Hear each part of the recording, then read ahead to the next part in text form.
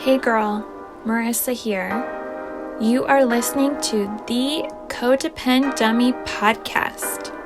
As a young woman, you have been raised, reinforced, and rewarded for putting the needs of others above your own. Now, in your 20s, you're finding yourself exhausted, exasperated, and enveloped in shit relationships, especially the one you have with yourself.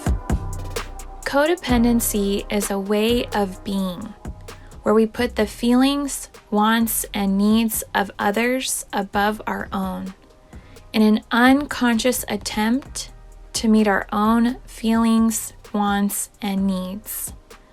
Sorry to break it to you, sis, but that is not sustainable.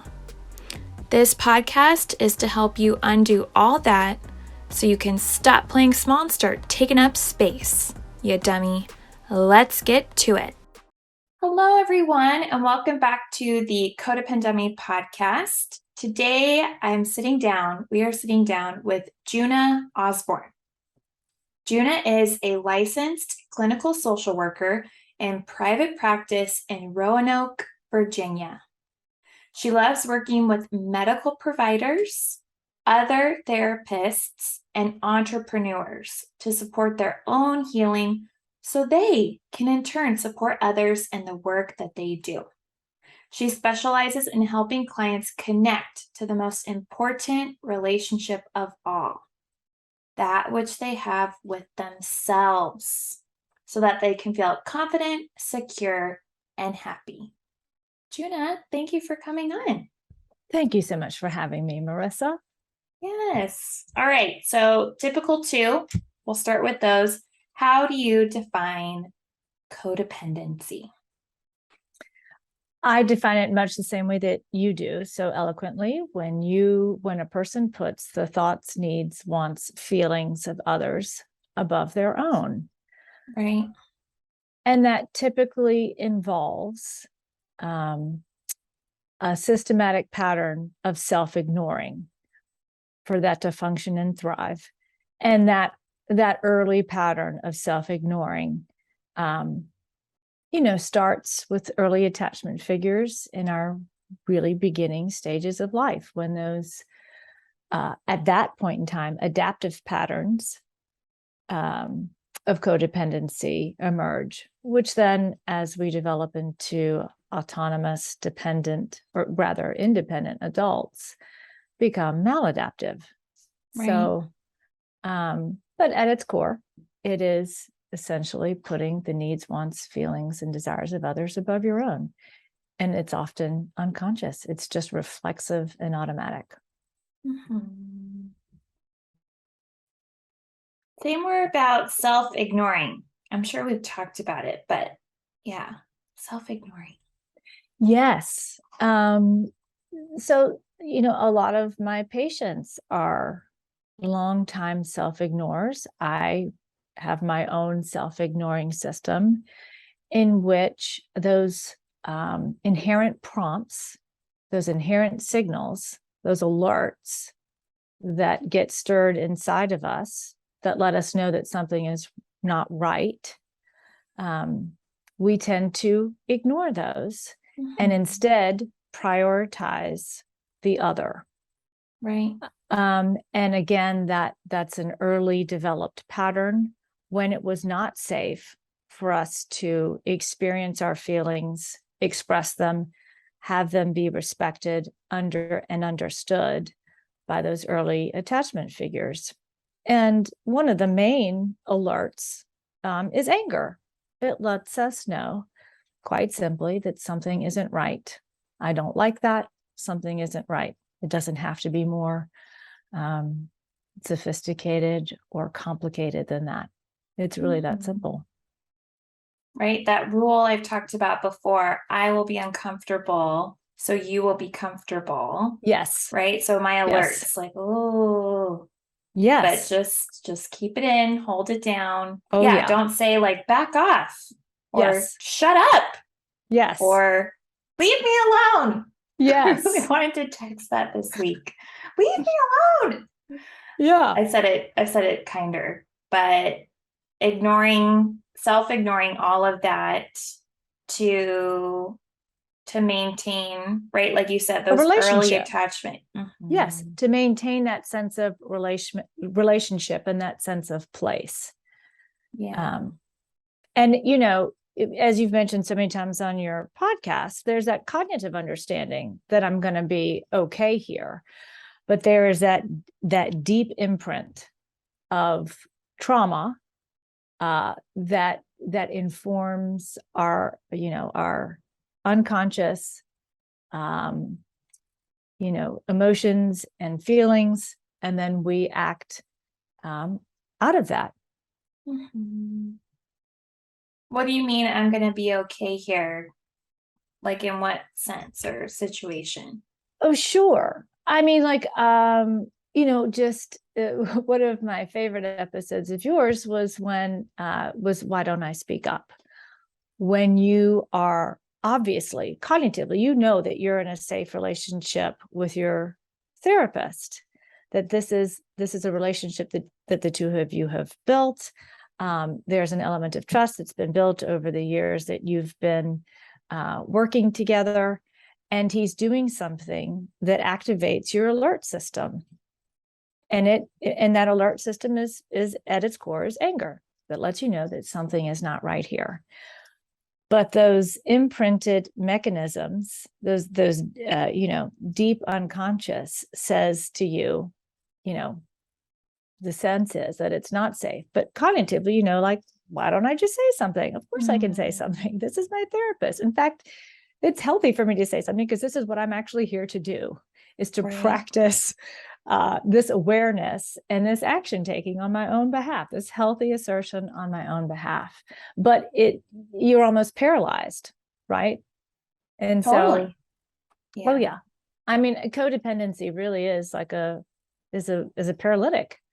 It just keeps us locked in place, in the place that we think that we need to be. Yeah. So you did mention your self-ignoring system. Curious to hear about codependency in your own life. Oh yeah. Well, I mean, I grew up in an emotionally chaotic household. So I learned very early that to protect my attachment with my mother, that I needed to take care of her and therefore ignore myself. There was great risk if I had paid attention to my own wants, needs, desires, my own alerts, my own alert that says what you're doing is not okay, that I would have suffered terribly. And so I developed this, brilliant system of I'll ignore my needs and instead pay attention to yours and make sure that I tend to them and make sure that I adjust and shape shift so that you're okay at all costs. And so, that early adaptive pattern really began to flourish into a way that it just became a reflexive way of how I interact with my world. And it got me both in a lot of trouble and out of a lot of trouble, quite frankly. Particularly in relationships with men. I would just sort of slide into relationships that I didn't want because I was ignoring my own wants, needs, wishes, desires, and my own alerts and anger. But then it also kind of helped me kind of slide out of them, almost with the same mechanisms and tools. But I get lost in the process, right? Like, who I am and what I really want doesn't get to be discovered, exercised, and allowed to flourish. Can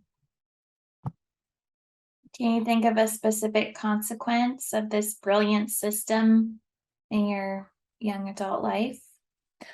Oh gosh, there are so many.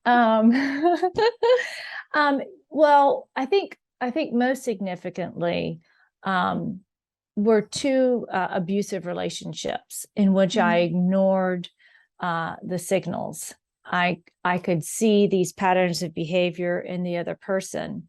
Instead of saying, no, that's not okay. The way you're treating me, the way you're talking to me, is not okay, in those very subtle ways that abusers know to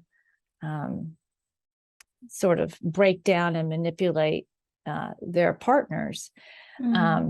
I just relied on an historical pattern. Well, if I'm different, then maybe you'll be different.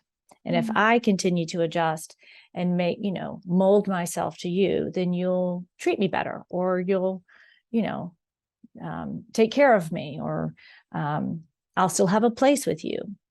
Right. And so that's just a very classic and very salient example for me. Right. And it wasn't just one, it was two.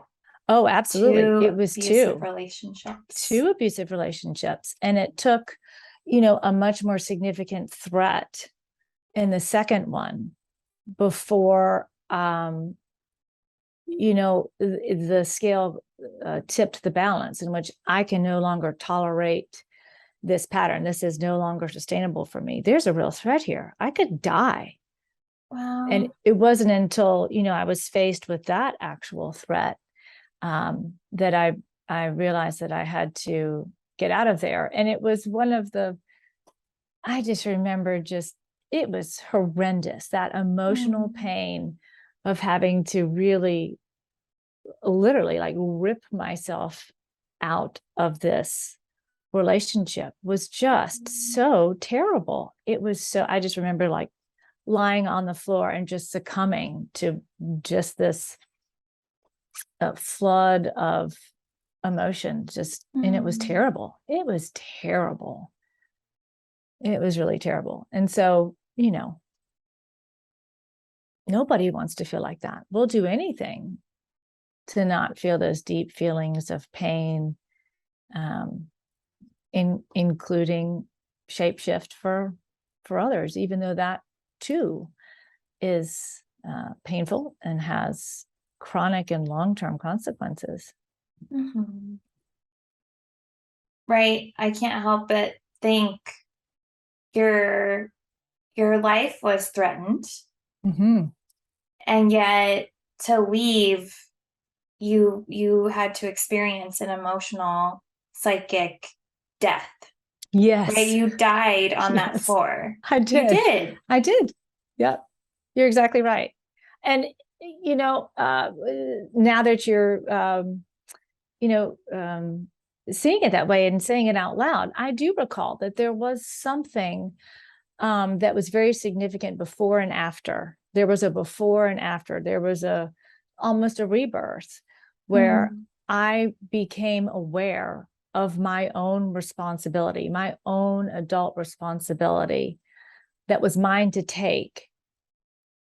That was my contribution to being involved in relationships that had that dynamic, that had the abusive dynamic, that had the dynamic in which I shapeshifted, performed, and prioritized the needs of others. And that was very significant and obviously life-saving, because until that point, I had not had the awareness that there's a part of me that is not seeing and taking responsibility for my own contribution here.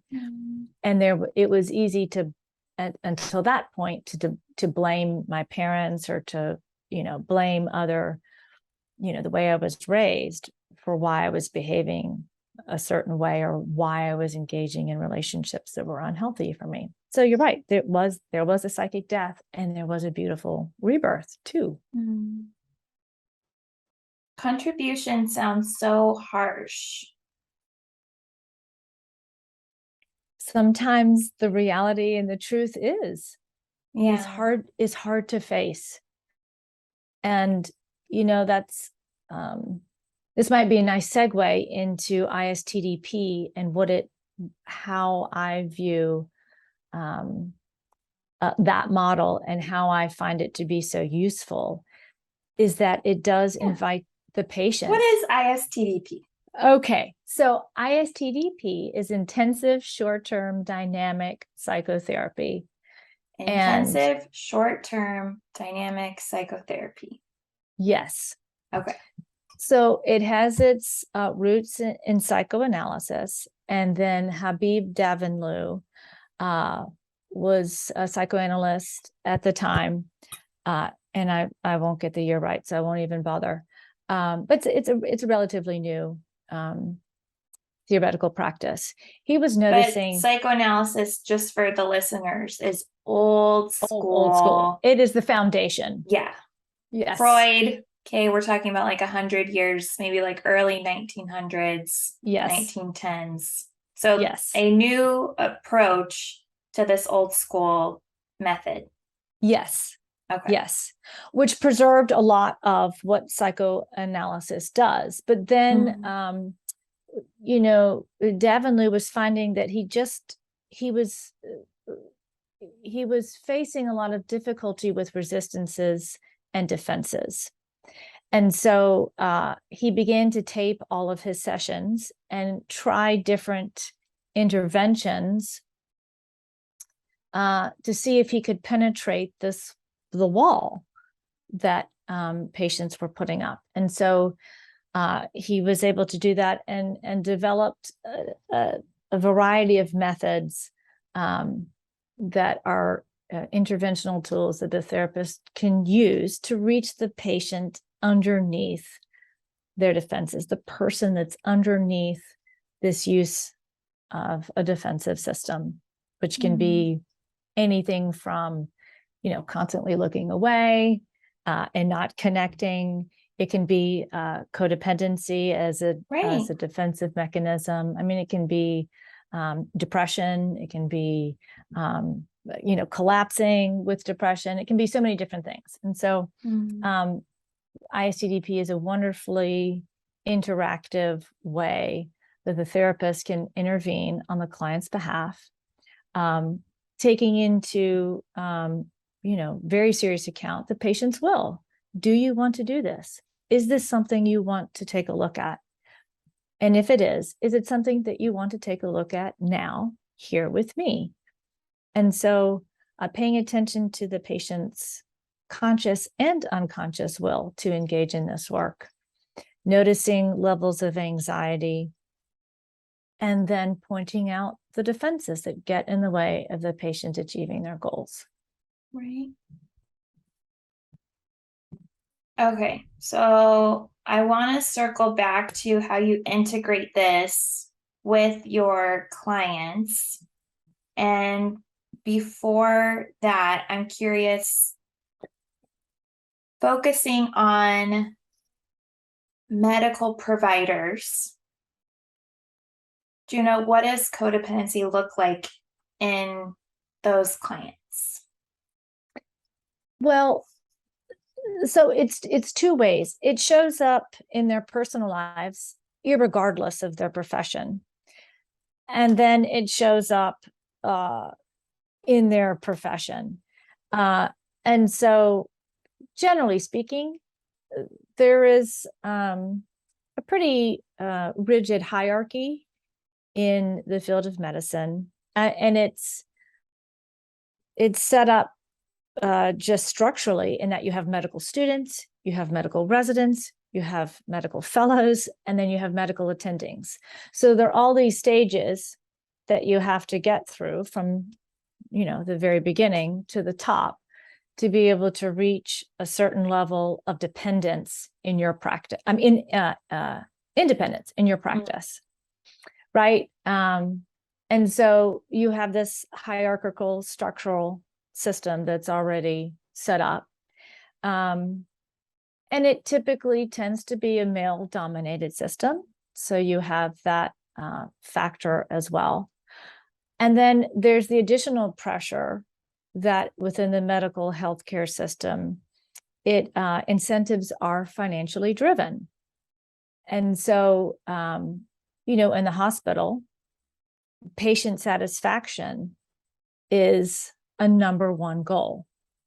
And this is particularly salient in the emergency department, where when a patient comes in requesting pain medication, even if it's not in their best interest, And even if the provider may not think that they need pain medication, patient satisfaction is one of the major metrics for evaluations. And so that does create, a codependent structure in which the provider has to ignore sometimes their own sense of what might be in the best interest for the patient, but instead, acquiesce to the patient's wishes, because there's this hierarchical structure that says the patient is prioritized above anything else. And throughput is also incentivized. So you want to make sure you have a satisfied patient. You want to make sure you get them in and out. And so it's those subtle ways in which, prioritizing the needs of others is championed, really. Right. And incentivized. What about in their personal life? I was thinking about this and just reflecting that, I was thinking about how people who get into professions of service, there is that, I think, that innate desire to serve, to help, to be useful to other people. And so that they can feel okay. Loved. Yeah. Yes. Yeah. And it's interesting because I do kind of where I am in my own personal reflection work, in my own therapy, and just in my own examination of myself and how I relate to others, is where is that line? How is my need to be of service functioning in this moment? Is it covering up something important that I need to attend to? Or is all of me being taken care of? And because all of me is being taken care of, I now have reserve and the capacity to give to you in a very clean way that doesn't require that you give back to me, or it doesn't require anything of you. Right. So anyway, that sort of, and that's one of the things that ISTDP takes a look at too, is how is this functioning for you in this moment? So just speaking to medical providers, is this need to cater to others, to serve others? Again, is this functioning from a place where all of you is taken care of and you now have the ability to take care of others? Or is it satisfying some part of you that is unfulfilled, that is being ignored and not taken care of by you? Because ultimately it is your responsibility to take care of you. How can we build that capacity in you if that's what you want to do? Right. So I'm hearing professionally, right? Prioritizing the satisfaction above their alert. Like, I don't know if we should do that, or I don't know if you need this, or I want to push back and potentially dissatisfy your experience. Yes. And then my position, reputation, status in the field or in this hospital is threatened. So I'll just compromise that. And livelihood too. Right. Because there's the financial incentive. Yeah. And then personally, having certain needs met potentially through work, and being overly identified with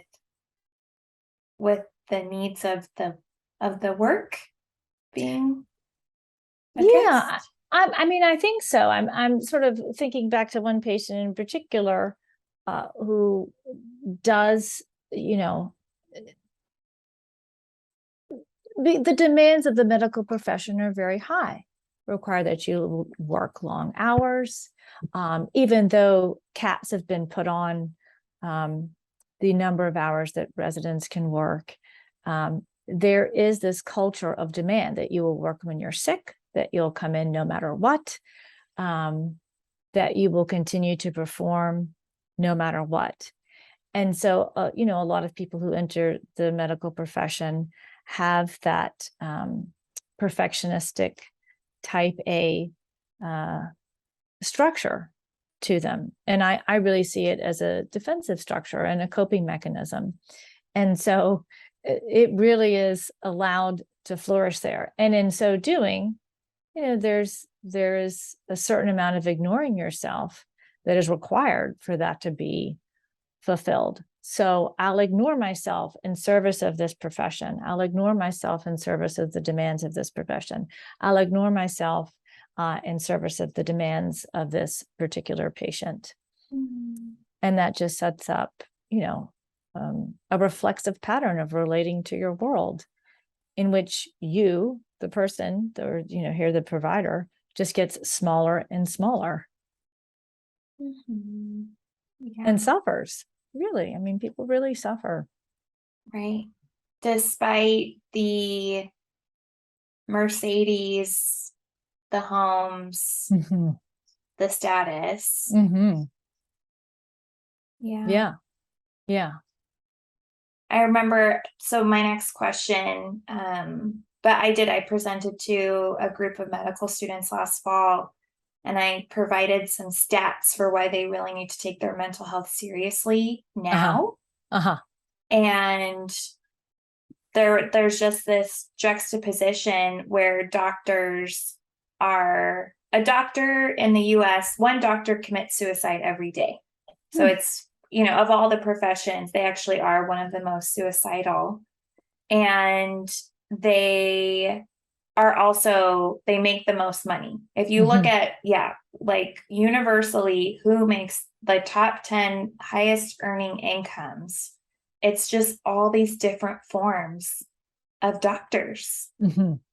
And they're committing suicide. They're not divorced, but they have high marriage dissatisfaction. Mm-hmm. And they, substance abuse. Mm-hmm. I'm forgetting the other stats, but what are the consequences of codependency, right, in the lives of medical providers that you've observed? Well, I mean, certainly any of the ones that you listed and named just then. But, I think at the core of that is their own psychological and physical health. They tend to get burnt out by a system that demands that they ignore their own alerts. And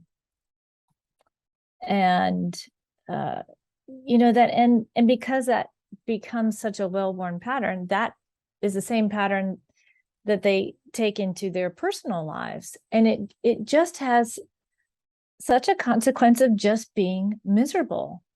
Not being able to connect to yourself is themselves, then not being able to connect to other people. And so they're living this life of service that they thought was going to be fulfilling, but then they end up feeling terribly unfulfilled and can't figure out what's going wrong. This is the formula that they had set forth for themselves. This was all going to work out. They were going to suffer through being a student. They were going to suffer through being a resident. They were going to become an attending. And then all of a sudden their world was going to be great. And it often doesn't happen like that. Their world isn't great. The world is not fine. Right. And we have touched on this. I'm curious, any additional thoughts on how our culture encourages and enables their codependency? Right. So incentives. Yeah. Uh-huh.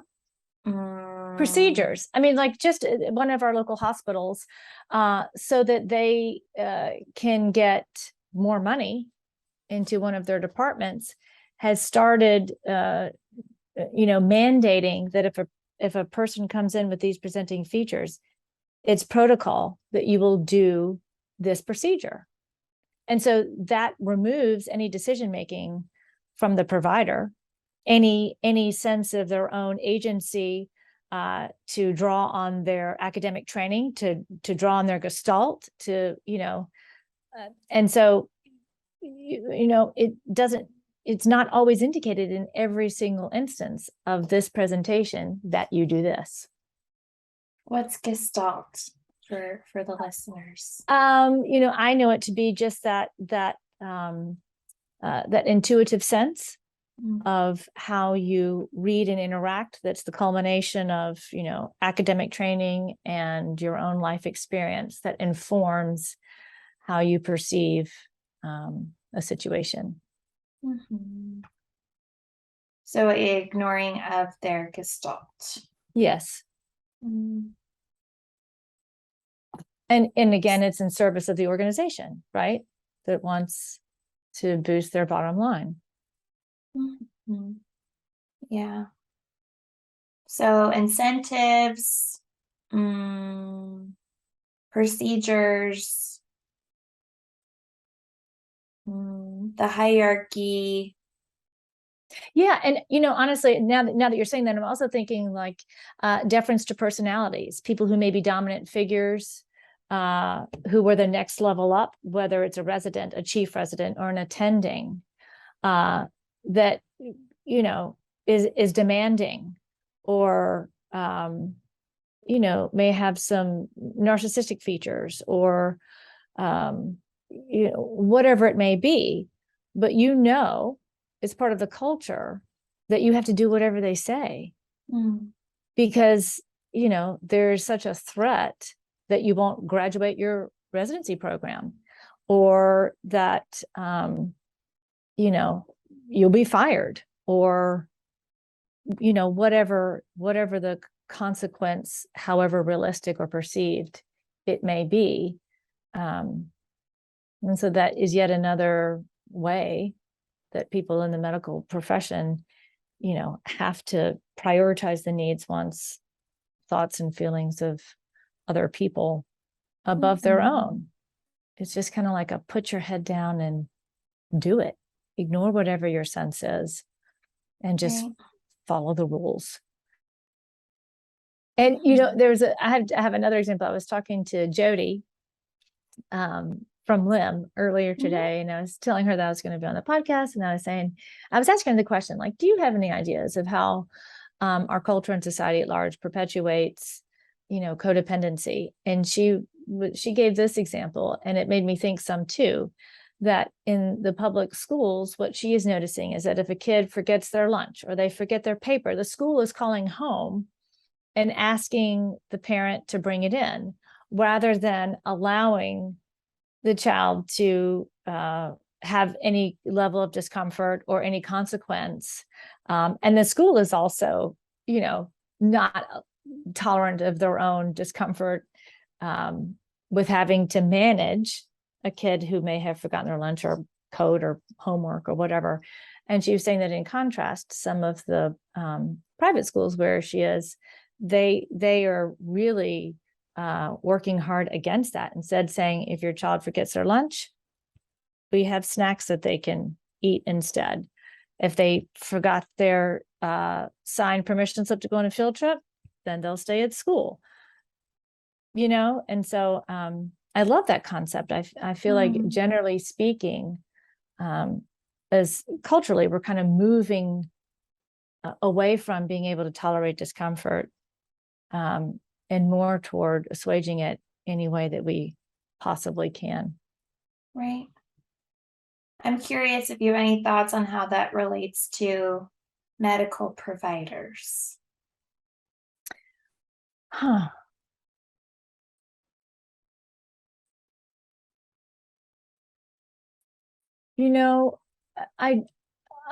just sort of think this through. I mean, I think that's the culture that we operate in. And so when people come to get medical care, there is this expectation that any discomfort will be taken care of by their provider. That is, again, the cultural expectation, and that is the organizational expectation. And so medical providers are called to incredible task to manage that, even if it isn't necessarily medically appropriate. And so that's kind of a big deal. Like that to me is a significant concern. Mm-hmm. They hold, and they do have a lot of responsibility, but sometimes we just relinquish it all to them. Yes. Yeah. Mm-hmm. Solve that problem. I mean, I think that happens to, teachers too, and other segments of society that get called to do that. But certainly here, since we're talking about medical providers, that does the bulk of the responsibility to manage every aspect of the patient, and to meet certain demands that then satisfy metrics and financial bottom lines for an institution, have to be met. Mm-hmm. Yeah. And going back to ISTDP, intensive short-term Dynamic psychotherapy. Yes. What are the initial steps you take with your medical providers to connect with themselves? Well, I mean, the first thing I ask any patient who comes in for a session with me is, what is the problem you'd like my help with? What is it that you can identify, that you and I can work on together? Sometimes they know it right away. Sometimes they show you. And it takes a while to put articulation around whatever that might be. But that's always the first question. And depending on how they respond, that lets me know where we need to go next.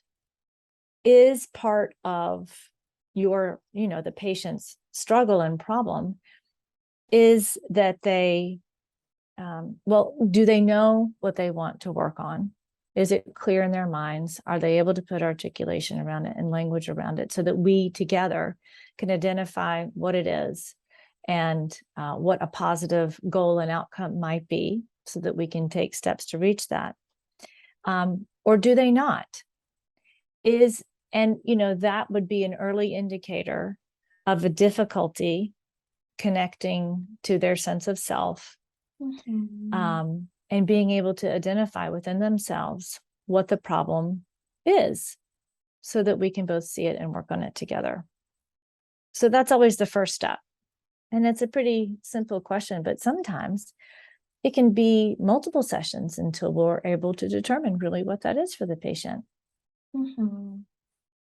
So I remember going to therapy after the first of two abusive relationships. And my therapist asked something very similar. I've talked about this on the podcast. And I said, I'm addicted to my ex-boyfriend. Mm-hmm. I'm addicted. Mm-hmm. So what if a medical provider came and said, I'm addicted to work, or I'm a workaholic? Yeah. Then I would ask, how is that a problem for you? Because, it has to be a problem for the patient for us to work on it. I mean, I could say all day long, that's terrible for you. And let me tell you all the ways that that's terrible for you. But if the patient does not identify that as a problem for themselves, then I have no business, working with it in any way. So for some people, it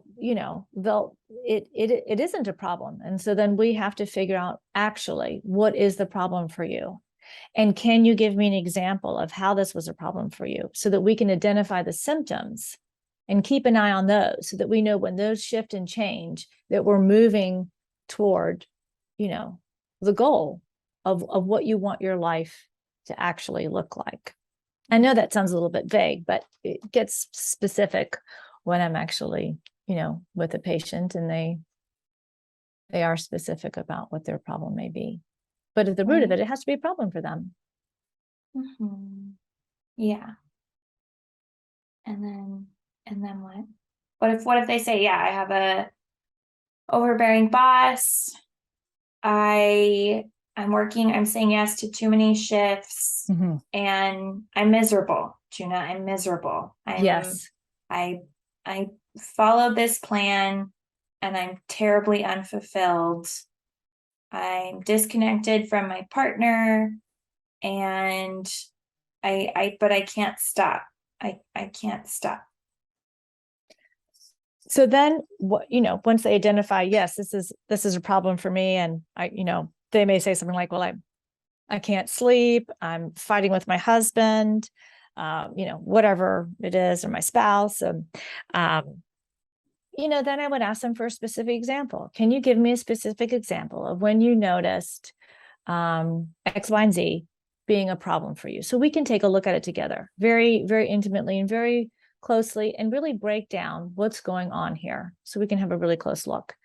And so then as I invite the patient to tell me, to give me this example, I'm paying attention for how their anxiety may increase,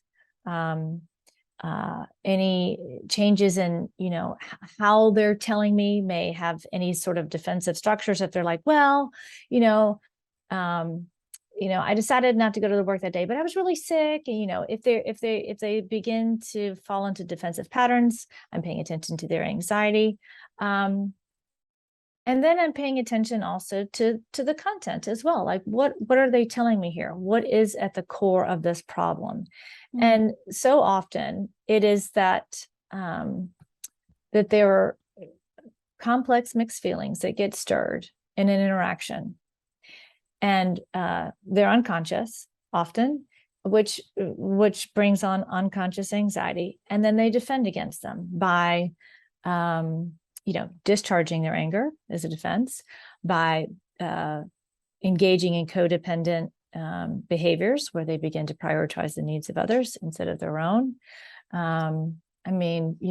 Drinking, staying up late, procrastinating, eating poorly, not exercising, those kinds of things. And so what we do is we kind of slow that down and we say, hey, let's take a look at what happened here in this interaction. And let's take a look at the feelings that are underneath that are being covered up by this reflexive desire, or not even desire, just this reflexive behavior of putting, your boss's needs ahead of your own. Right. And so we kind of camp out there for a little bit and take a look at the feelings, the complex feelings that get stirred, the alerts that they may have ignored, that are generated from those feelings. And it's often quite difficult for people to connect to those feelings. They've spent decades ignoring those signals. So even having the experience of feeling, a lot of people say, I don't feel anything. Right? But we know that that's not true, because we're dynamic, alive humans, and we're constantly responding to our environment. We're constantly generating thoughts. We're constantly generating internal feeling responses.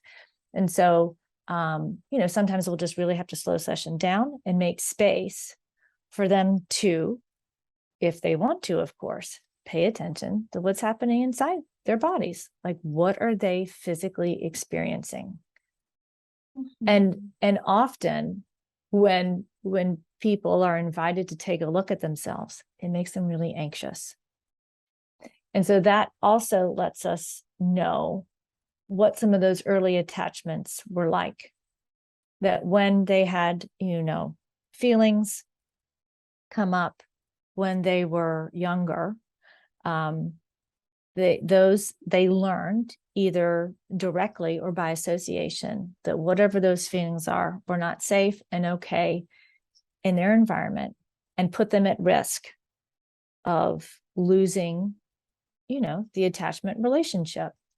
Right. And so it's just a very focused and precise way to help people connect to themselves, to really help them develop that sense of self that often gets lost, to help them identify their needs, wants, and desires, and then help them build the capacity to prioritize them and take up space in their own world.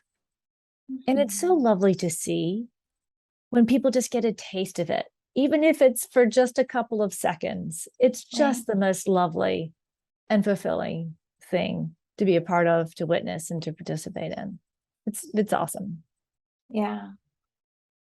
I'm curious to hear, I know in my own practice, sometimes I struggled before when I would see a patient, right? We'll focus on codependency. But they'd come in, right? A whole week had gone by, a whole week. And let's say I see them Wednesdays. So Wednesday morning, and they come in the following Wednesday, and something happened to them the previous week on Wednesday afternoon, right? And we spend the whole hour unpacking that phone call, right? That interaction with the lady at the DMV who was mean to them, right? A meal with their family. And, time would be up and I'd say, okay, I'll see you next week. And I felt conflicted because I honed in on, a 2-minute phone call, a 10-minute interaction, or an hour lunch. But it was so rich. And, who cares about all the details of the remainder of their week if we're just really, like you said, like just really focusing on this one experience and their felt experience during that time. Like, say more about the beauty of that, and like how come it's okay, or how come it's actually more important to like zoom in on that as opposed to the play-by-play that happens in therapy. Well, I mean, because the first thing that comes to mind is that's the one thing that's kept them locked in place for an entire week. It's the one thing that feels most salient when they sit down in front of you, that their unconscious pushes to consciousness to share with you. So if that's the one thing that has kept them locked in place for an entire week, and that's what is coming up for them, and that's what they want to talk about, I mean, it's so ripe for all of the things, right? For all of their discomforts to be examined, right? There's so many interactions that we have throughout the day that are just these ripe microcosms for all of our shit to be revealed, right? The lady at the DMV, she pisses you off, you feel angry, you don't know what to do about it, it makes you anxious, and so you discharge or something like that. That single interaction will be something that some people could ruminate over and over and over and over again, and that sets the course for their entire week. So yes, it absolutely deserves our exhaustive attention so that we can unpack and understand the patterns, the mechanisms that are at play there, so that we can, help them not suffer so much. Right. I mean, I certainly know for myself that's true. Like I'll ruminate over an email or a text or an interaction I had with someone, and I'm like, and it's like it's in here. It's like front and center. It'll be the thing that, like, you drive to the grocery store, you don't even remember how you got there because this thing is like in the way. So, I mean, I think that's also what's beautiful about therapy anyway.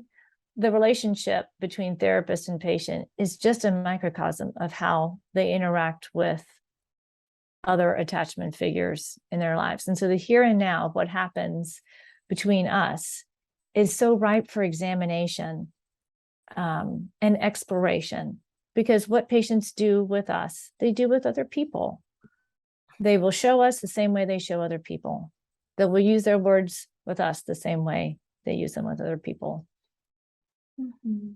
Yeah, and I love getting to I just love the depth. It's so much fun. Yeah. I think that's, reflecting on the podcast, I so everyone, I do help my guests prep, and I told Djuna, like, we could talk about medical providers, other therapists, or entrepreneurs. Because yeah, I feel like early on I would have asked different questions for all three, and it would have just, it's a more surface, superficial examination of your specialties. But yeah, over time, I've ended interviews and I felt dissatisfied. I felt unfulfilled. I'm like, no, like we gotta zoom in. We gotta focus on something. Yeah, that's where the depth is. Or yeah, I'll have a solo cast and I'll talk about like one little interaction. I love like, your solo casts. Yeah, I think we they're gotta. great. Yeah, I'm like, everybody slow down. Yeah. And pay attention Yeah. to these, because codependency it's the death of 1,000 microaggressions, right? Just over and over. Yeah. So, okay. So I appreciate what you're doing. Last question. Djuna, why is our relationship with ourselves the most important relationship? We know this intellectually, but I'd love to hear your deeper reasoning for why. Why is it so paramount? Why? Yes. I'll just say, first of all, it just is. And then I'll get more specific. If we don't connect to ourselves and identify what our needs, wants, wishes, and desires are, and develop some rhythm around that, some foundation around that, then we simply become the whim of our environment. And that ultimately leaves us vulnerable, can get us into dangerous situations, and can also just leave us unsatisfied and unfulfilled. I tell my patients all the time when it comes up, the kindest thing you can do for someone is to let them know where you stand. Nobody likes to guess or try to figure things out. And so, I just think the kindest thing you can do for someone is to let them know where you stand. And that requires that you have some sense of yourself. And, I'll be the first to say, I won't be the first, but I'll say now that I'm 47 and I'm just now beginning to really strengthen that muscle for myself. And one of my favorite episodes so far has been the one on discernment and how you can connect to you and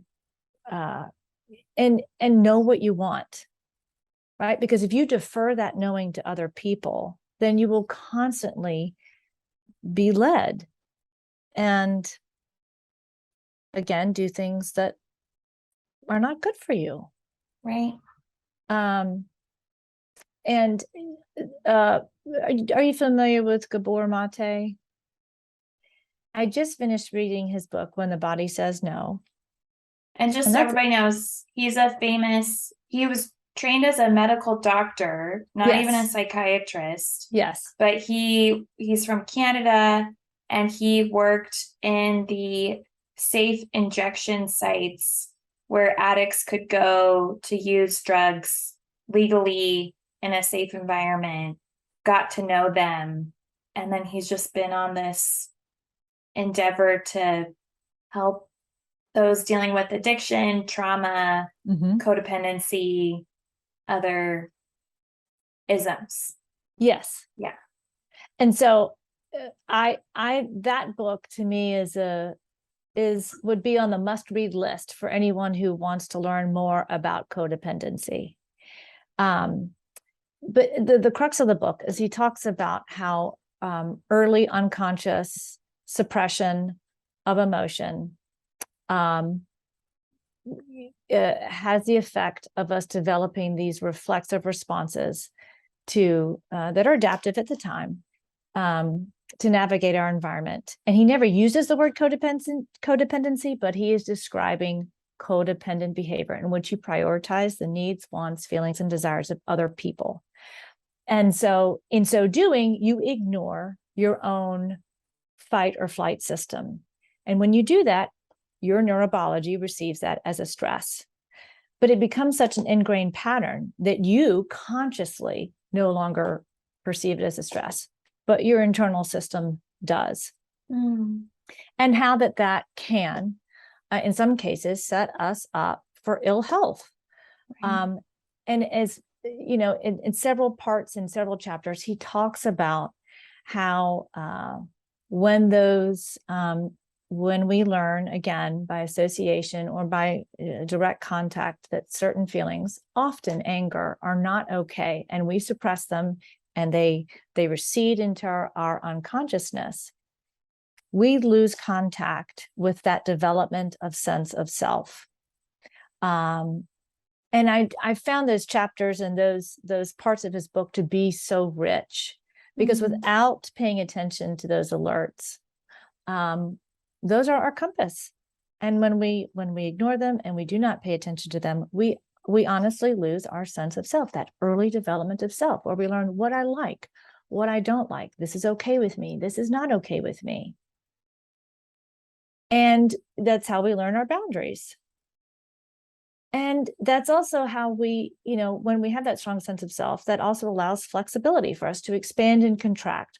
What I like today may not be what I like tomorrow. What I don't like today may not be what I don't like tomorrow. And allows us that flexibility to healthfully adapt to our environment and flex our boundaries based on, whatever the circumstances may be. But anyway, I just finished reading that book. I really loved it. And it really talked about how that sense of self and that sense of knowing that comes from paying attention to our internal compass is so important. Yeah. Or we don't have a compass. Yeah. So we defer it. We look like there's a childhood book that's called "Are You My Mama?" Oh, or "Where's yeah. My Mama?" Well, I can't remember what it is, but it just, this little animal is seeking for their comfort. Are you my mama? I don't know. And I used to read that to my girls, and it has come up for me again and again. Like, even when I was looking for ISTDP as my clinical home, I was looking for a clinical home and I couldn't find it. CBT wasn't doing it for me. Psychoanalysis wasn't as complete as I wanted it to be. And so I studied different modalities. I became trained in EMDR. I did a lot of searching, and that book kept ringing into my head. Are you my mama? And I really had to check in. Like, what is it that I really want? What is it that I desire? What am I made of? What lights me up? What ignites me? How do I want to be in this world? Anyway, so I had to figure that out. It's still a work in progress, and it will change over time. Right. Yeah. So cultivating, or like putting together, fixing our compass, or discovering we have one. Well, for some people, discovering that we have one is the most fundamental and basic start. That you do have feelings, you do have emotions, and that they serve a purpose for you. They help you interface with your environment. They give you alerts. They let you know when something feels good. They let you know when something doesn't feel good. And for a lot of people, it's been adaptive for them to ignore it for so long. Yeah. All right. Well, thank you. Thank Djuna, you for coming on. I'm curious, if this is resonating, if people want to hear more about you, where can they find you? So you can find me at www.djunaosbournecounseling.com. And that's really my most significant presence. Okay. So we'll put links to that in the show notes. And see you guys all next week. Yes. Okay. Bye, everybody. Bye-bye. Hey, girl. It's Marissa again. I'm not like a regular podcaster. I'm a cool podcaster, right? Thank you for listening and staying till the end. You can find me on Instagram at Therapy with Marissa. Email me, marissa@codependummy.com. Check out codependummy.com for more information on the show. And baby girl, a subscribe, rating, and review would be much appreciated. Till next time, I want you to remember, if you are feeling unseen, I see you.